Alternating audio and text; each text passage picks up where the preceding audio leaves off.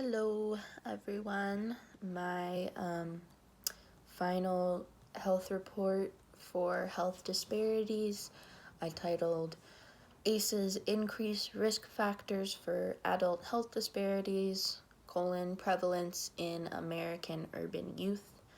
And I really just looked into a lot of the obviously existing research on ACEs and just tied in more of the socioeconomic status and other aspects that tie more into the urban concept in the title.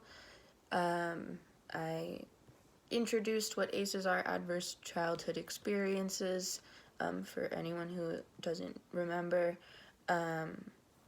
and went right in talking about some of the behavioral changes that having an adverse childhood experience can create.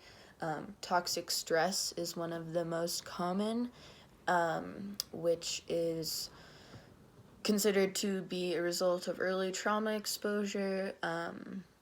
It is prolonged stimulation in the hypothalamic pituitary axis, the HPA, which is the part of your brain that's the not fight or flight part of your brain that spikes your cortisol.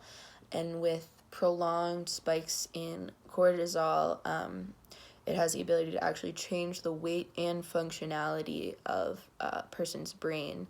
So with the malleability of a child's brain, we can see that that's just dangerous.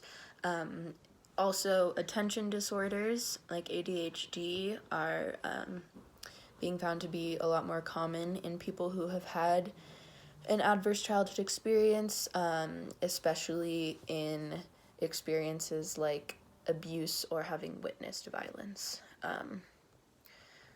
ACEs often lead to substance use, both in the risk-taking behavior that is onset in early life, and also I read an article titled "The Impact of ACEs on Adult Alcohol Consumption Behaviors," where obviously the more ACEs, the greater the risk of alcoholism or alcohol dependence. And going back to that early life substance use,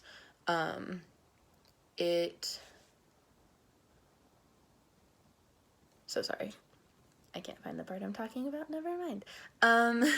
Community involvement was the next section, just about how the community can have an incredibly positive or negative impact on a child, and after they have experienced these adverse experiences, and protective factors like a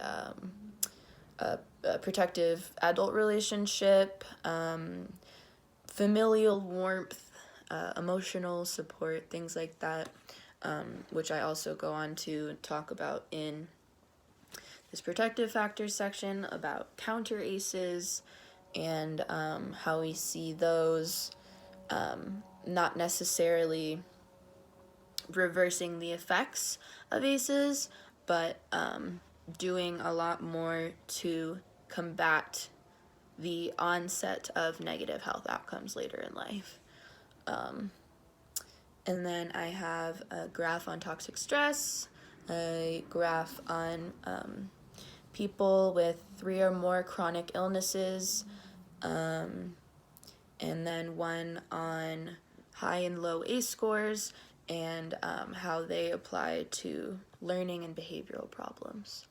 So all in all, I definitely did learn a lot more about ACEs throughout this project, but it really just made me feel better about a lot of the research that's being done.